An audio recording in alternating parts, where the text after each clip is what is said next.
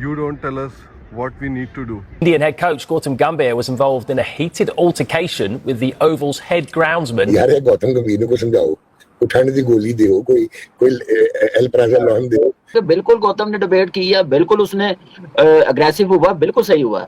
बाकी 4 test matches में भी उनका जो बैटिंग कोच कोई आया प्रेस कॉन्फ्रेंस में, उसने भी कहा कि वो किसी ने नहीं रोका है, इसने क्यों रोका है, ऐसा क्यों होना चाहिए, क्योंकि वो टीम जा रही थी जिन्होंने वहां पे टेस्ट मैच खेलना है। गौतम गंभीर का दिल्ली का लौंडा आज बाहर निकल कर आ गया था। गौतम ने सही डोज, मैं ये समझता हूँ क्रिकेटर डोज सही दी उसने। आपका काम है ग्राउंड को अच्छे तरीके से रखना।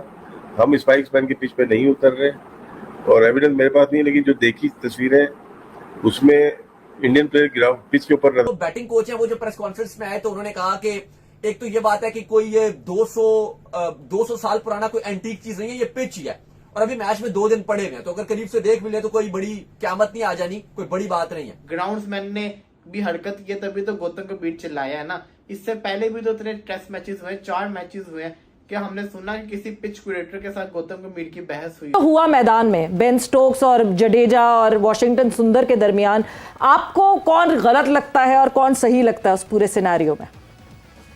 नहीं, बेन स्टोक्स ने थोड़ा रूल्स के खिलाफ बात की। जब मैंडेटरी ओवर शुरू हो जाते हैं तो दोनों कैप्टन्स का अग्री करना बहुत ज़रूरी होता है। अगर आपने हाथ मिलाना है, मैच को ख़त्म करना है, शुभमन गिल ने मना कर दिया कि वो नहीं हाथ मिलाना चाहता, अभी वो मैच को आगे बढ़ाना चाहता है। वो पर्सनल माइलस्टोन थे, जडेजा का 100 था, वॉशिंगटन सुंदर 2 दफ़ा सेंचुरी के करीब आकर टेस्ट मैच में सेंचुरी नहीं बना सका, तो माइलस्टोन थे, उसमें स्टोक्स गलत थे। मैं ये समझता हूँ कि जहाँ पर तारीफ करनी चाहिए वहाँ पर तारीफ करने में बुखल से भी काम लेना चाहिए। बहुत अच्छी इनिंग्स खेली रविंद्र जडेजा ने और उनके साथ वॉशिंगटन सुंदर ने, तो मैं ये समझता हूँ कि अगर ओवर बाकी थे तो वो डिजर्व करते थे कि उनके पर्सनल माइलस्टोन्स उनको दिए जाएं।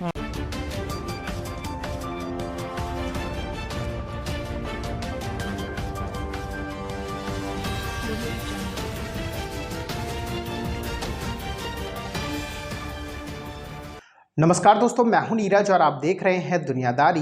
दोस्तों, ये बात तो हम सभी जानते हैं कि भारतीय टीम इस समय इंग्लैंड के दौरे पर गई हुई है, जहां पर उसे 5 मैचों की टेस्ट सीरीज खेलनी है।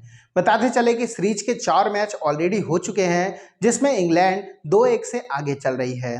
सीरीज का 5वां मैच कल से स्टार्ट होने वाला है, लेकिन 5वें मैच के स्टार्ट होने से पहले ही गौतम गंभीर और इंग्लिश क्यूरेटर के बीच बहस देखने को मिली है। बताते चले कि जिस तरीके से भारत ने चौथे टेस्ट मैच को ड्रॉ किया था, उसे देखकर ऐसा लग रहा है कि 5वें टेस्ट में कहीं ना कहीं भारत का पलड़ा भारी होता हुआ दिखाई दे रहा है। बताते चले कि चौथे टेस्ट मैच में बेन स्टोक्स और रविंद्र जडेजा के बीच भी कुछ तीखी टिप्पणी देखने को मिली है, जिसमें बेन स्टोक्स ऐसा चाहते थे कि 15 ओवर से पहले ही मैच को खत्म कर दिया जाए, क्योंकि उस मैच का कोई भी रिजल्ट नहीं आने वाला था। लेकिन इंडिया ने यह कहने से साफ मना कर दिया, जिसके बाद बेन स्टोक्स को काफी गुस्सा आया। दरअसल वॉशिंगटन सुंदर और रविंद्र जडेजा शतक के काफी नजदीक थे, इसलिए इंडिया ने फैसला लिया कि 5-6 ओवर के बाद ये सब करना ठीक रहेगा। पहले तो बेन स्टोक्स और अब इंग्लिश क्यूरेटर, इन सब चीजों को देखकर पाकिस्तानी मीडिया ने कहा कि कहीं ना कहीं भारत इंग्लैंड पर भारी पड़ता हुआ दिखाई दे रहा है। तो दोस्तों, आइए चलते हैं और देखते हैं कि पाकिस्तानी मीडिया ने इन सब चीजों को लेकर और क्या कहा है। जो कॉन्फिडेंस है वो जबरदस्त है। गोरे थोड़ा अंडर प्रेशर लाना चाहते होंगे, एक्सेंट मार कर करके, लेकिन एहसन रजा बड़ा कॉन्फिडेंस से उसने डील किया स्टोक्स को। उसने कहा नहीं, अगर दूसरा कप्तान राजी नहीं है तो आप मैच खत्म नहीं कर सकते। और आज सिद्धार्थ मोंगा ने एक बड़ा जबरदस्त आर्टिकल भी लिखा है कि मोरल वैल्यूज पर स्टोक्स के रूल्स पर क्रिकेट नहीं चलेगी, क्रिकेट रूल्स पर चलेगी। और रूल ये कहता है कि उस वक्त तक मैच खत्म नहीं होगा जब तक दोनों कप्तान अग्री नहीं करेंगे, चाहे ड्रॉ हो रहा है कुछ भी हो रहा है। तो वहां पे स्टोक्स गलत नजर आया। पूरा टेस्ट मैच उन्होंने अच्छा खेला, लेकिन एंड बड़ा खराब था इस पूरे टेस्ट मैच का। टेस्ट क्रिकेट की एक रिवायत रही है कि जब कप्तान को ये अंदाजा हो जाए कि ये मैच बेनतीजा रहेगा तो 15 ओवर्स के बाद ये इख्तियार होता है कि दोनों कप्तान जो है वो हैंडशेक करें और उस मैच को पीसफुली एंड कर दिया जाए जेंटलमैन स्टाइल के अंदर। तो उस ऑप्शन को जो है वो उन्हें इस्तेमाल करने की कोशिश की, लेकिन ये एक रिवायत है, कोई ऐसा कानून नहीं है कि इस पर अमल दरामद करना जो है मजबूरी है। और मैं ये समझता हूँ कि जहाँ पर तारीफ करनी चाहिए वहाँ पर तारीफ करने में बुखल से भी काम लेना चाहिए। बहुत अच्छी इनिंग्स खेली रविंद्र जडेजा ने और उनके साथ वॉशिंगटन सुंदर ने, तो मैं ये समझता हूँ कि अगर ओवर बाकी थे तो वो डिजर्व करते थे कि उनके पर्सनल माइलस्टोन्स उनको दिए जाएं। और उन्होंने अपनी सेंचुरीज जो है वो मुकम्मल की थी। उन्होंने उस वक्त 89 पर खेल रहे थे जडेजा और 80 रन पर बैटिंग गए थे वॉशिंगटन सुंदर, जो कि पूरा दिन उन्होंने बैटिंग की, एक ग्राइंड किया और एक नाकाबिले यकीन टेस्ट मैच को जो है वो उन्हें ड्रॉ की तरफ लेकर गए। तो जब उन्हें ये एहसास हो गया कि 15 ओवर का खेल बाकी है और हम 6 विकेटें भी इनकी बाकी हैं, 70-80 जो है वो लीड भी हो चुकी है, तो बेन स्टोक्स ने ये कहा कि हम वहां पर इस मैच को क्लोज करते हैं। उस हैंडशेक को, जो हैंडशेक रिवायत तौर पर किया जाता है, उसको एक्सेप्ट नहीं किया रविंद्र जडेजा ने। उन्होंने कहा कि ये डिसीजन मेरा नहीं है, ये मेरे कप्तान का है।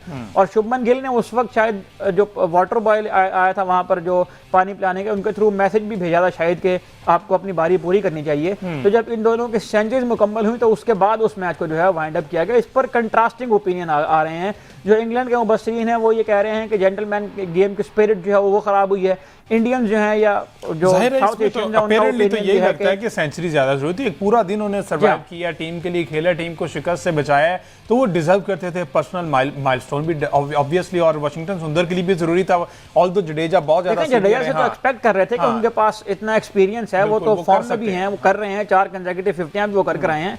लेकिन जिस तरह की इनिंग्स वाशिंगटन सुंदर ने खेली है, मेरा ख्याल है वो डिजर्व करते थे कि यहाँ पर अपना पर्सनल माइलस्टोन अचीव करें। तो दोस्तों, जैसे कि वीडियो में आपने देखा कि पाकिस्तानी मीडिया ने इस पूरे घटनाक्रम में बेन स्टोक्स और इंग्लिश क्यूरेटर की गलती मानी है। पाकिस्तानी मीडिया ने कहा कि अपोजिशन टीम के कोच और कैप्टन पिच देखने तो जरूर ही जाएंगे।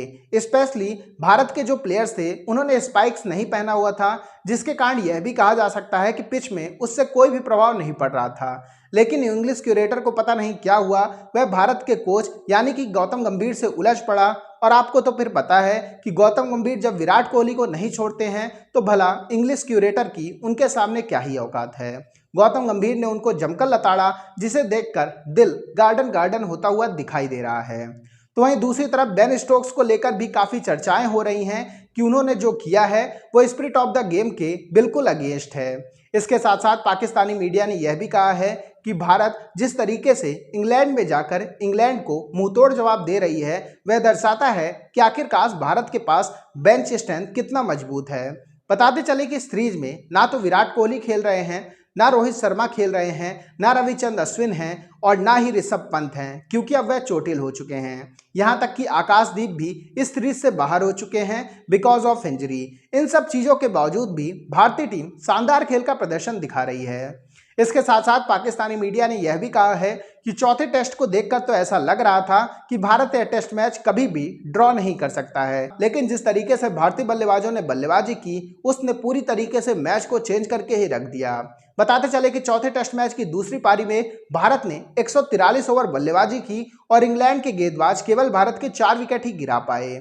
इन सब चीज़ों को देखकर इंग्लैंड का गुस्सा तो जायज़ है, क्योंकि इंग्लैंड को अपने घर में ही मुंह की खानी पड़ रही है। तो दोस्तों, अभी के इस वीडियो में बस इतना ही। तमाम अपडेट्स के लिए आप बने रहिए दुनियादारी के साथ। सुनो, चैनल को सब्सक्राइब करो, उसके बाद घंटी बजा देना ताकि अगली वीडियो आपसे मिस ना हो पाए। Thank you.